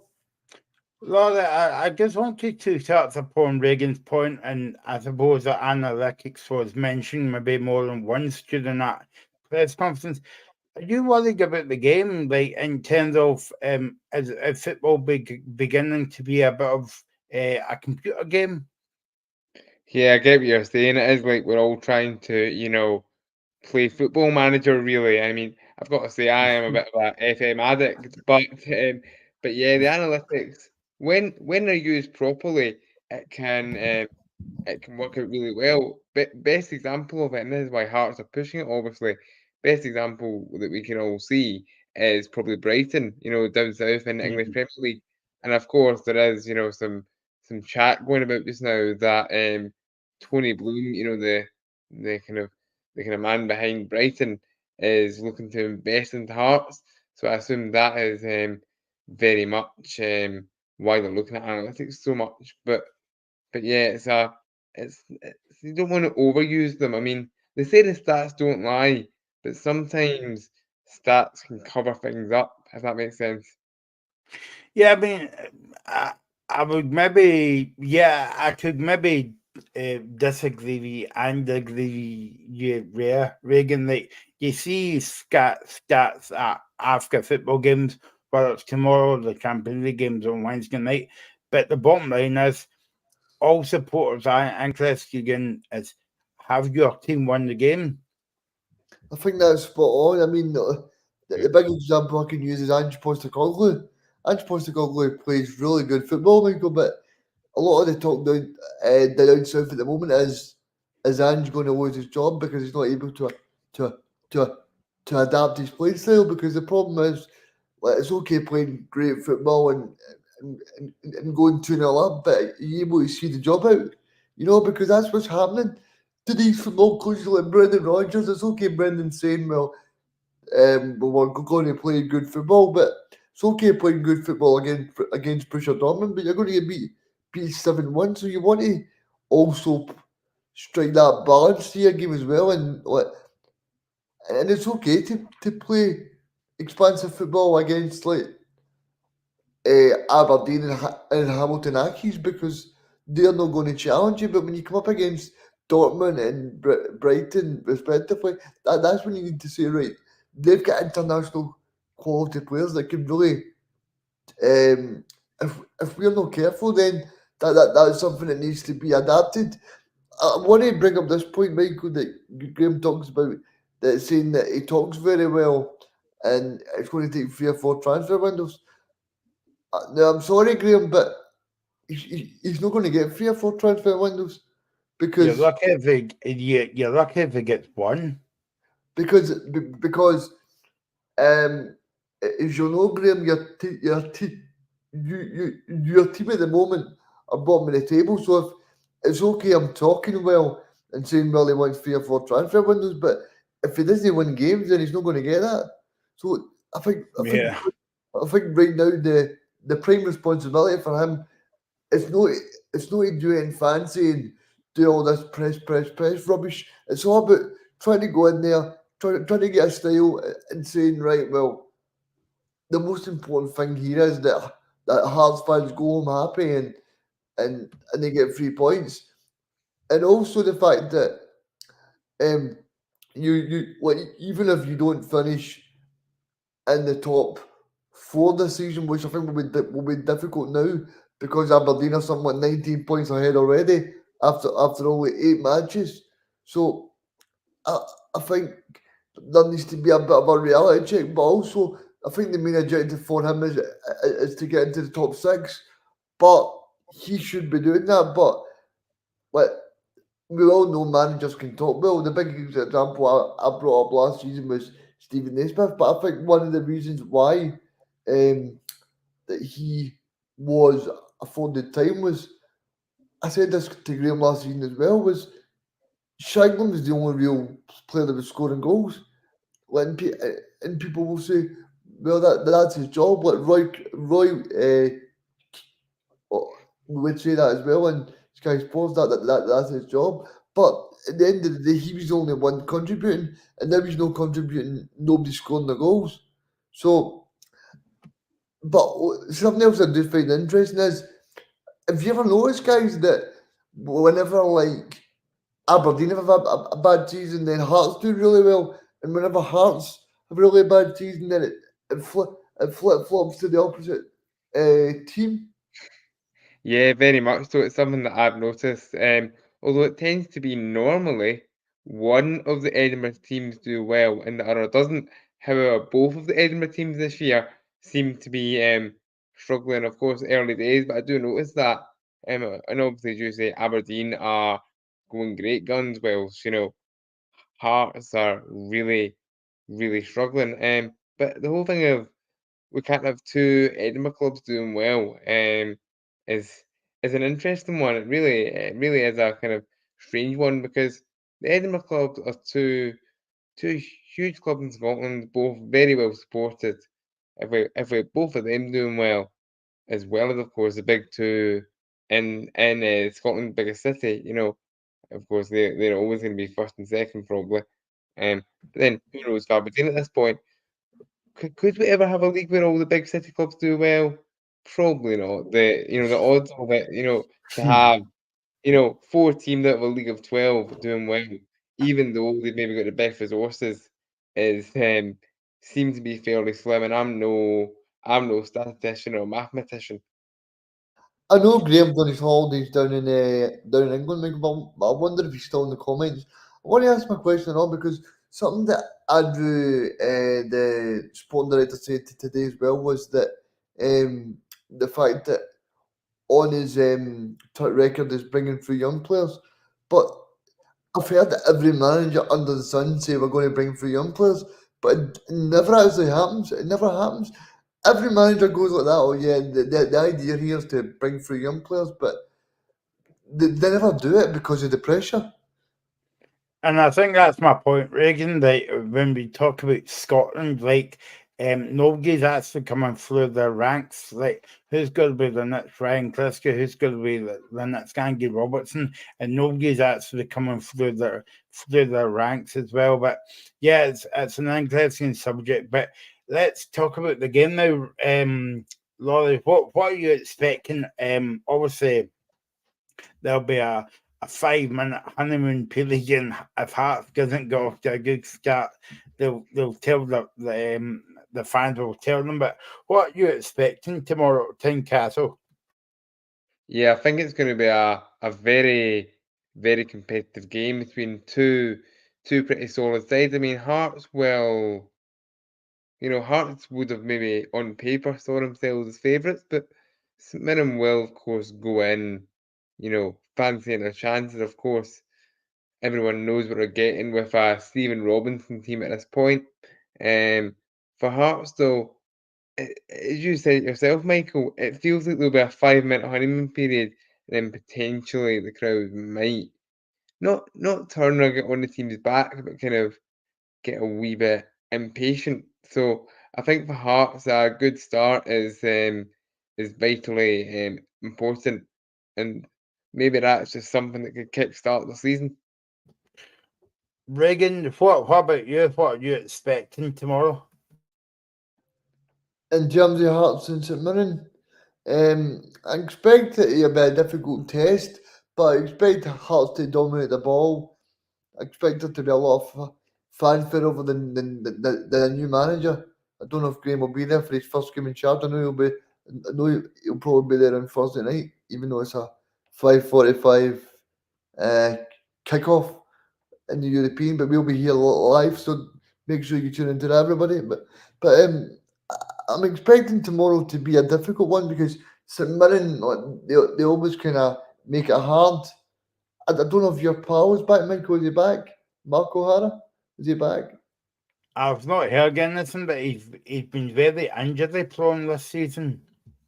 Because I think last season that there was talking possibly getting in that Scotland squad. So if he's not in, then it could be an easier afternoon for Hearts. But I'm expecting a close game, and I'm going to stick my neck out, and I'm going to say 1-0 to St Mirren.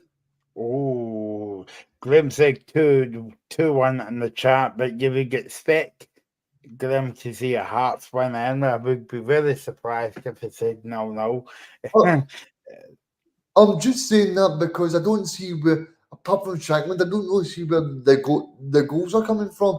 And what I want to ask you as well, Laurie, do you think that's one of the reasons why, okay, people could say he's possibly injured, but for the Scotland matches, but he's not doing too well at the moment. His confidence is clearly not there. So I think maybe the 2-week break has done Shankland the world of good in terms of trying to get there mentally, trying to get over what this season's been, because it must be hard scoring 30 goals last season and then not scoring any this season. I know he scored one this season against Ross County, but there was talk that it possibly went in off the centre back. So, yeah, I mean, it must be difficult for Shankland.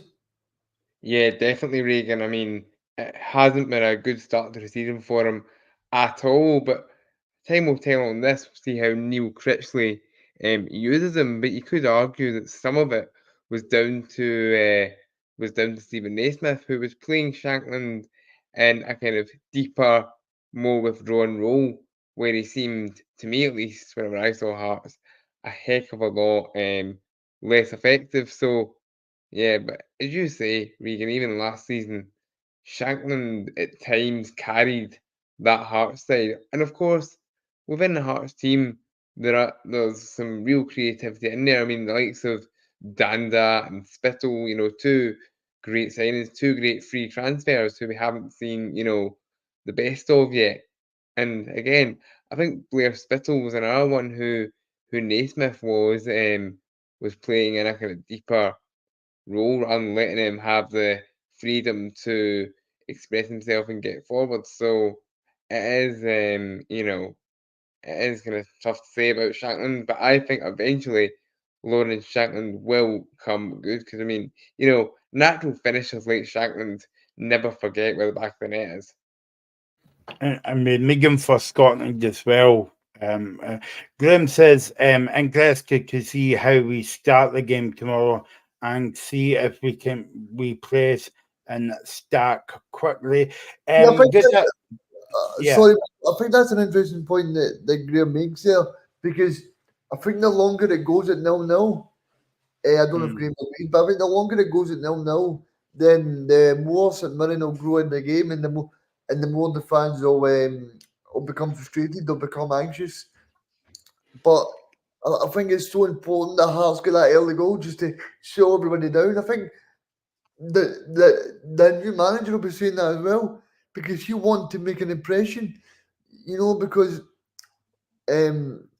you always talk about like teams like St Mirren going to places and parking the bus, but these teams are totally within the right to do that. So it'll be interesting to see if the manager puts an emphasis on getting that early goal, getting a really good start, and starting the game really well, because I think it is important, especially when, as Graham knows, when you've had a bad start of the season, that can really release a lot of pressure. Just a quick word on St Mirren tomorrow.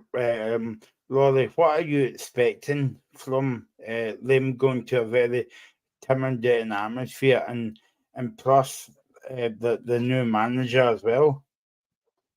I think St Mirren will.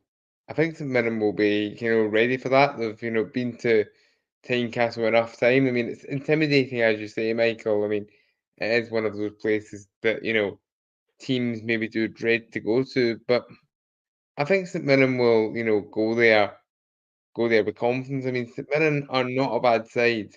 They're maybe a team who have maybe not quite hit the heights of last season yet for various reasons. But I think St Mirren will, if they were to beat Hearts or get result tomorrow, they would see it as, a bit of a scalp. But there's nothing to say St Mirren, can't get a result.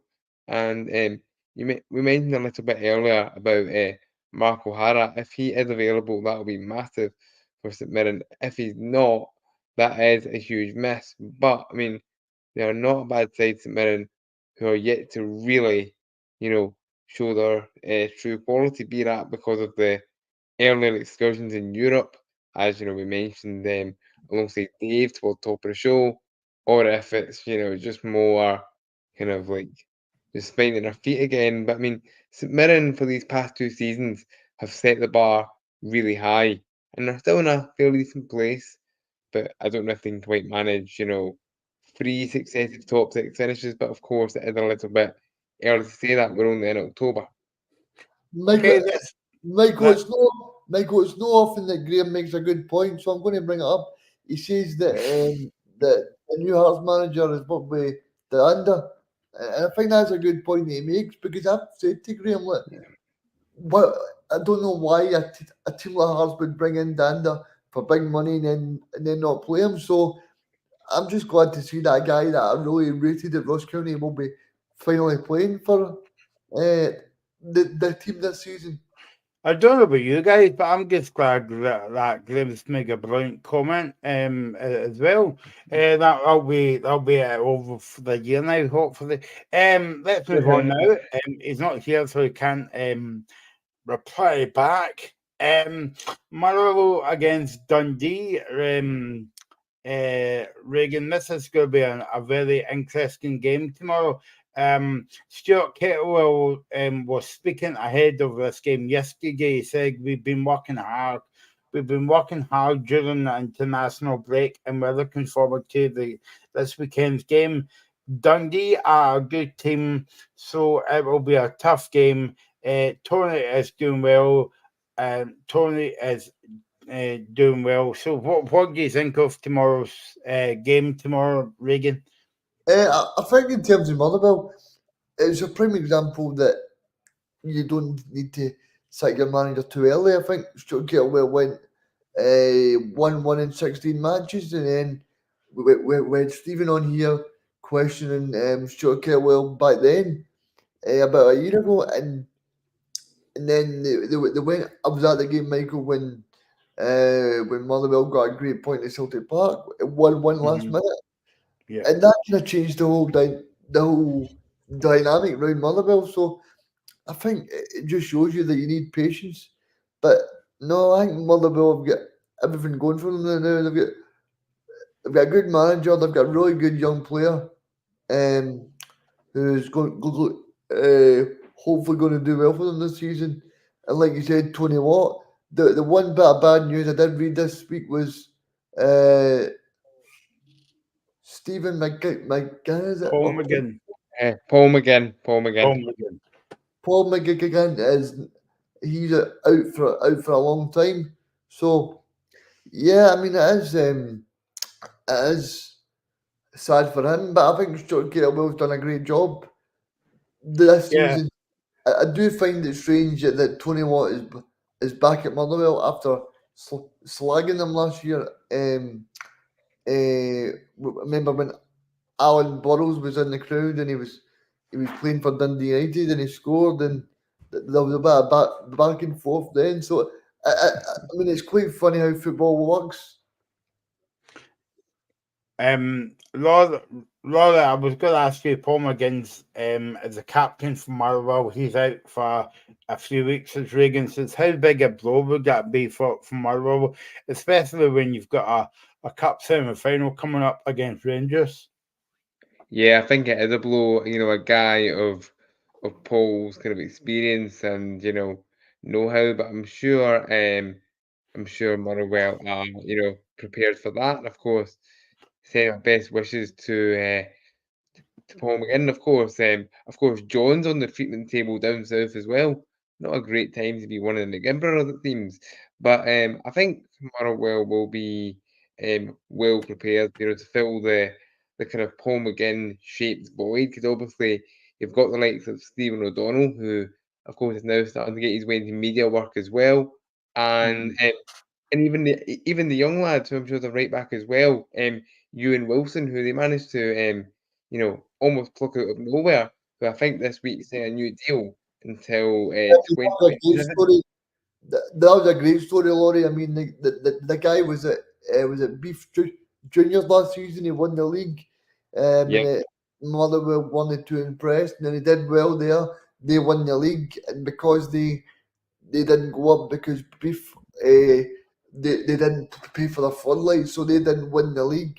Then he goes back to Motherwell, and now he's got a new contract. So it's just a great story that even if you're getting knockbacks in your life, then you can still go on to make it. Yeah, it's an incredible story. I mean, going from even going from the junior game into the kind of top tier of the SPFL is really something to be admired. And fair play to Motherwell also, because the junior market isn't something you see tapped into very often, especially at the top level. And clearly Motherwell have unearthed a gem. Yeah, Yeah, no, sorry, Michael. I'm just going to say, yeah. I think it also shows that all of these clubs do still look at that level and do see it as a stomping ground. That okay, if you go out there on loan, that they'll still look out for how you're doing. And I think it's good for any young player that maybe go down to the top tier in juniors and go, well, I'm not going to make it, but there's still plenty of time there for you to really make it. Is it not good as well, Reagan, to say that? Because obviously, no disrespect, but clubs maybe like I don't know how Kilmarnock finances are, but in terms of Ross County, St Johnstone, maybe Dundee to a certain extent as well. And because they've not got a lot of finances coming in, do you think it's good for them to look at a junior level? Because, as you said, that there's decent players at that level as well. Oh, I mean, all you need to do is someone that I know very well, Partick Thistle's all-time leading goal scorer, Chris Doolan, who's now the manager. He was flying at Auchinleck Talbot, and Partick Thistle picked him up, and he went on to be their all-time scorer. So I think there's stories in there that you can really tap into and say, well, this player's not necessarily being picked up at the top level, but now he's done really well. And you need to look at the guy Celtic just bought from Dundee. That guy was a lifeguard. He was a lifeguard in 2020. He was playing for United on the fringes and being a lifeguard down at Greenock Leisure Centre. So it just shows you that. So even though he's 26, sometimes you get into the game late, but there's still time for you to develop. And it's not about Absolutely. analytics as well. Aye, I think there's always a place for that. Laurie, Tony Docherty said that it's going to be a very tough game. That they're going well. Stuart's did a good job but we need to be at our best to get anything out of this game. What are you? Obviously, you've not been on the show for a wee while. What have you been thinking about Tony Docherty at Dundee? Do you think it's been a good fit? Yeah, generally speaking, I've been very, very impressed with Tony Docherty, and to his credit, he's had to wait a long time for that first managerial stint, always being, by Derek McInnes' side, typically.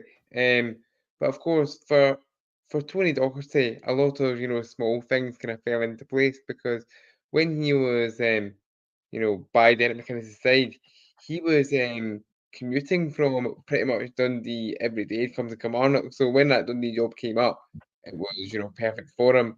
And in terms of how his team have done, he did very well last season to, get into the top six. He recruited very, very well. I mean, the one that, people remember from last season, of course, Owen Beck was the one that, people remember. 'Cause of course, he was linked to Celtic quite extensively. And then obviously you've got other guys like Bakayoko, for instance, who did well. And yeah, they've lost those guys, but they still seem to have, done maybe not quite as well as last season, but I kind of think they're at a similar level. And of course, they're maybe not getting the results they want, but the performances seem to be there. I mean, in the game, in the last game before the international break against Kilmarnock, Dundee were by far the better team. There was no getting away from it, and they got themselves 2-0 up with less than 10 minutes of the 90 to go, and ended up snatching defeat from the jaws of victory. But generally speaking, Dundee are doing well. Docherty seems settled there as well, so it's all pretty good for him. And I think maybe this game could be an opportunity for them to really. Maybe not quite lay a marker down because Motherwell, as Tony himself says, are a tough, challenge. But this could be a game where Dundee can maybe show their quality if they can keep the back door shut. And I Sorry, mean, outside, I was just going to ask Laurie, were you at the game at Dens Park, Laurie? Sadly, I wasn't. Although I'm very much, been caught up in it. But sadly, I wasn't. I was gutted not to go actually because Dundee is one that just kind of makes sense for me to go to. I may have done a little stopover in Fife to go and maybe avoid St Andrews for golf reasons. Obviously, you kind of avoid it for traffic. But my twin sister studied at St Andrews, so Dundee's maybe always one I kind of look for. But sadly, I couldn't make it. Although I was gutted not to make the Ends Park. Because I was going to say that must have been a roller coaster, man. 2-0 down with 5 minutes to go. You're going to win the game.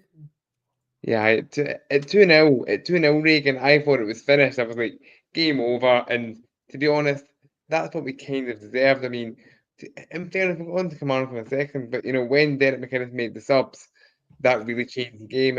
And just quickly on kind of that side of things, it's McInnes and Docherty have been, tough to separate. You've probably noticed the kind of pattern of, 2-2 draws, last minute equalisers and such like in these games between the two of them, and it looks as if we're getting an R2-2.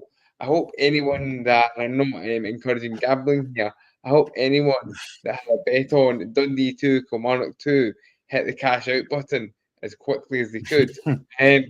But yeah, I really was gutted not to be there the other week there, Reagan.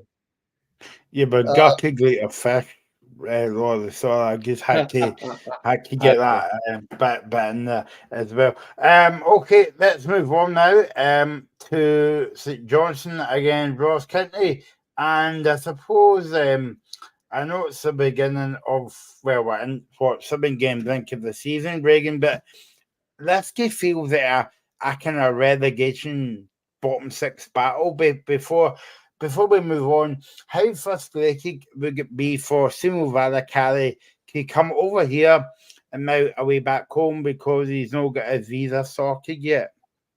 Yeah, I think it is frustrating. So will he be at the game tomorrow? No, it's Andy Cup. It's Gooden.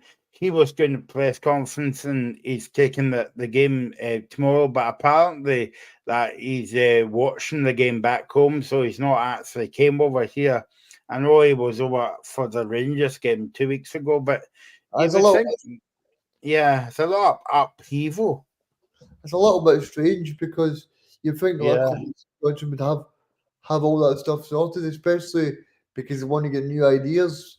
Because no disrespect to Andy Kirk, but the last game he took in charge was St Johnstone nil, Celtics 6. So I don't think he'll be happy to be in that dugout again, you know. But yeah, because especially for the new manager as well, because he'll want to try and implement his ideas across to the players. And I think that'll be frustrating for the players as well. The fact that there's a bit of disruption as well, because you want to try and settle into new ideas as quickly as possible. Laurie, do you think that's a bit of a weird one? Because obviously, the last time Rangers played, so the last time St Johnstone was in action was 2 weeks ago, and you would think, well, it's only he's going to work with the players by Wednesday or whatever, but it all seemed a bit kind of weird. Yeah, it really does, Michael. You would have thought that when Vicari was appointed a few weeks ago now, you would have thought they would have it all sewn up then. But even if they didn't, which they obviously didn't, even if they didn't, you would have thought after the international break, couple of weeks, no problem, that'll be sorted, and that's that. But obviously, that's not how it's worked out. Hopefully, for St Johnstone's sake, it gets sorted before too long because they obviously want, as you've said, the kind of fresh ideas. Plus, for Andy Kirk, it's really an awkward one now, of course, with your last game and interim charge being that awful 6-0 defeat. So I think he'll be desperate for Vicari to take over, as will all the Saints fans, I'm sure. I don't know if you know, Michael, but is Andy Kirk staying on or is he away then? I'm not sure. I think he'll definitely be staying on at the moment, but I don't know if he's actually staying on as a number 2 or but so I haven't kind of like heard anything as well. Just to move on to Ross County, a wee quick word on them, Reagan. Obviously, you saw them a few weeks ago. Celtic were playing them. They were very good at times, parts of the game, but you know what I mean? You know what you're going to get with Ross County home and away. It's always a very difficult game. That will Creasy, that managers always say. I was very impressed with him. Really was. I think in terms of them, I thought like Lauren Hale especially scored a great goal at Tynecastle about a month ago when Ross County got a draw there, and he's really impressed me against Celtic. He probably should have made it 2-0.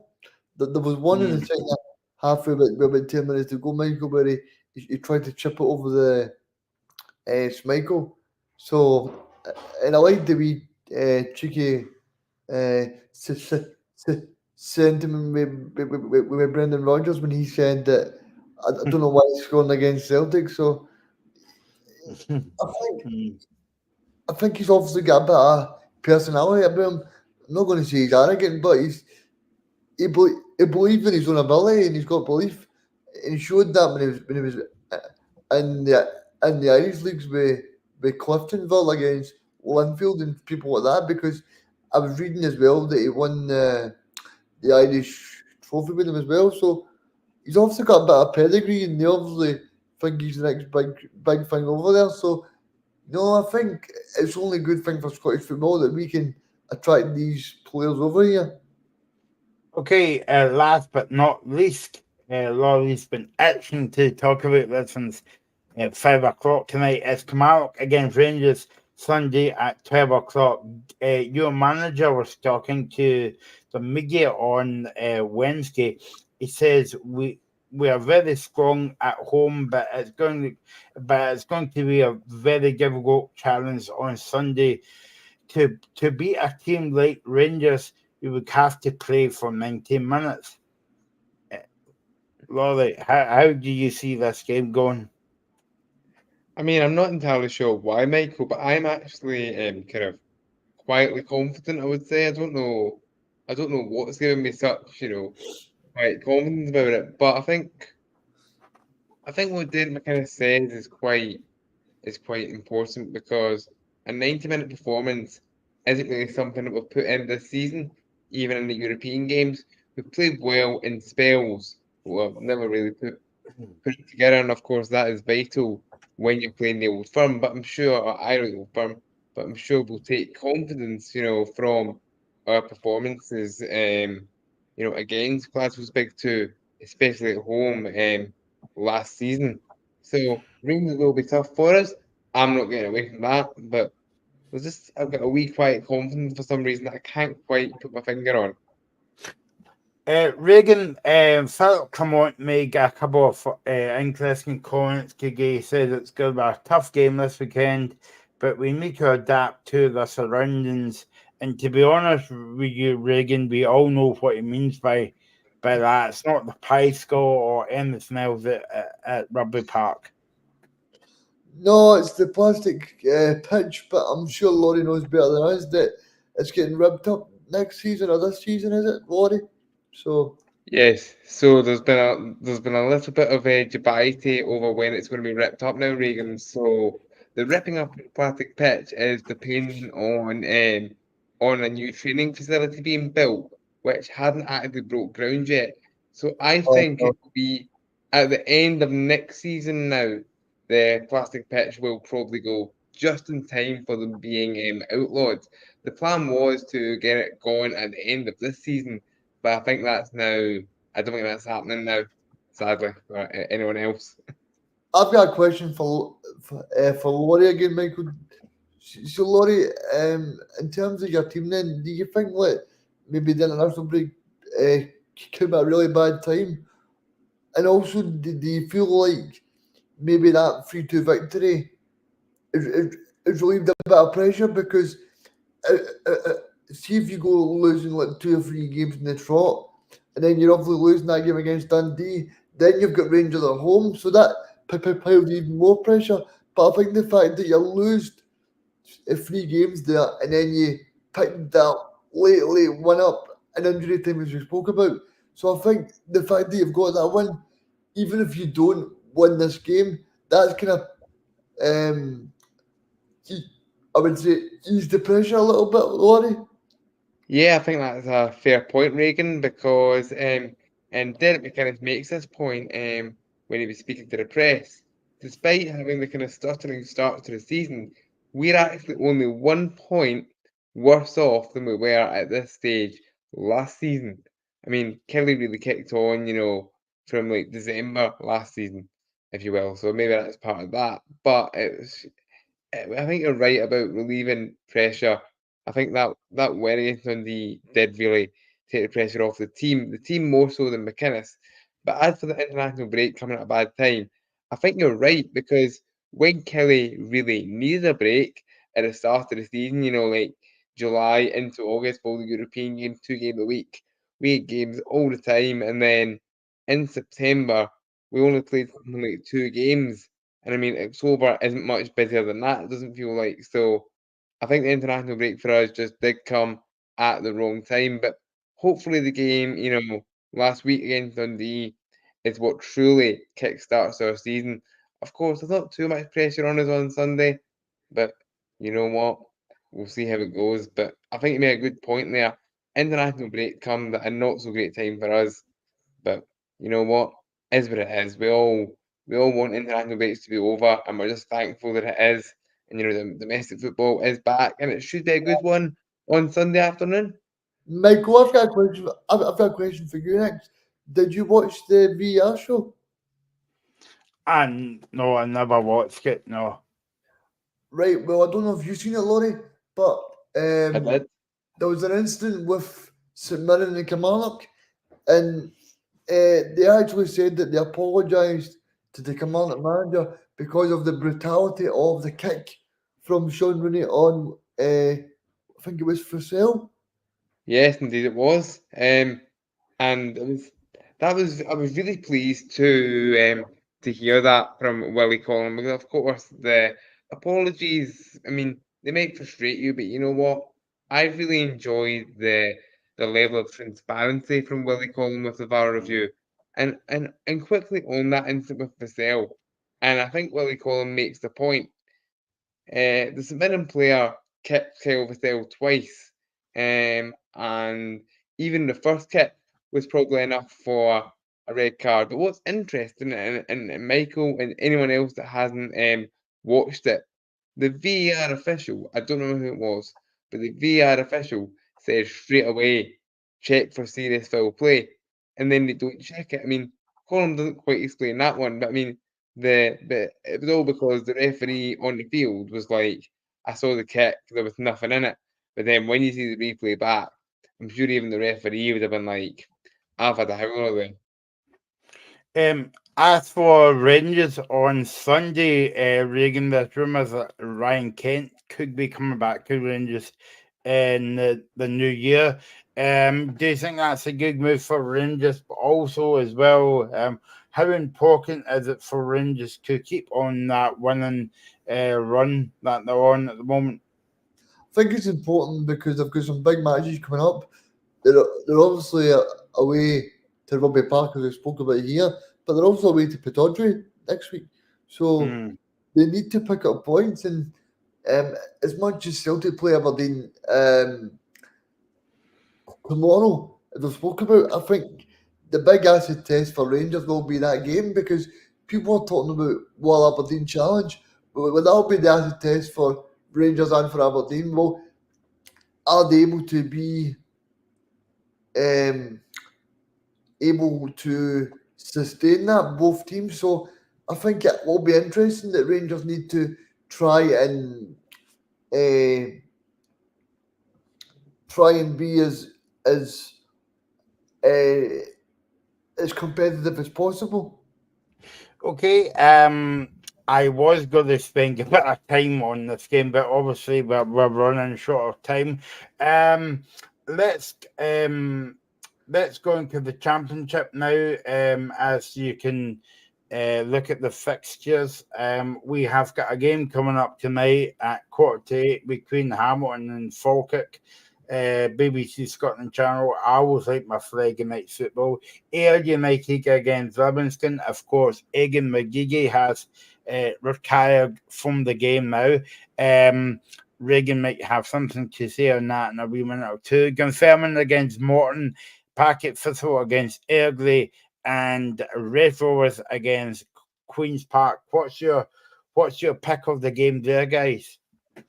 I think the pick of the game for me is actually the match on the BBC Scotland Channel tonight, Hamilton against Falkirk, because I think Hamilton, even though they're not got as much money as they did when they were in the Premiership, I think they're still a good watch under John Rankin. And obviously we've spoke to Alan Risk on the show many times, Michael, about Falkirk. So Falkirk are a very good watch. John McGlynn's a very good manager. And I think the other one that will probably be Ayr against David Martindale's side, because Ayr have really done well under Scott Brown, and obviously David Martindale's side will be looking to push on. But I think the Championship's always an intriguing league, Laurie. Yeah, very much so. The Championship's always great to watch, and like Michael, I tend to enjoy the Friday night matches, and Hamilton against Falkirk will be no exception. As for my pick of the games, I think I would go along with your second choice, Reagan. And it's maybe tough for me to say, but if we're being, totally fair and balanced about it, Ayr against Livingston should be a good one, because of course Ayr have started really well. In fairness to Scott Brown, I mean, I saw them when they played Kilmarnock from a friendly, and they were very impressive. And Livingston have started really well in the Championship, alleviating some pressure on Martindale. I was going to just as well the Hamilton games on not BBC Alba tonight, because I'm not up to my kind of Gaelic as well. We were planning to talk about the as football players playing enough games now because of the schedule, but unfortunately, according to our schedule, we're out of time. So we'll come back to that another day. Just to tell you that we'll be back on Sunday between 3 and 5, and then just a couple of programs for your diary. And next week, I would say Wednesday night for the Champions League game. We're on from 5 o'clock and then we're back on at 8 o'clock after the Celtic game, and then on Thursday we'll do it again for Hearts, and around the same time 5, but this time on Thursday night 10 o'clock as well. So my thanks to Regan and Dave and Laurie and Michael Grant. It's been a very busy show tonight. Thanks for watching. Thanks for all your comments. And enjoy your football this weekend. Thanks for watching, and we'll see you soon.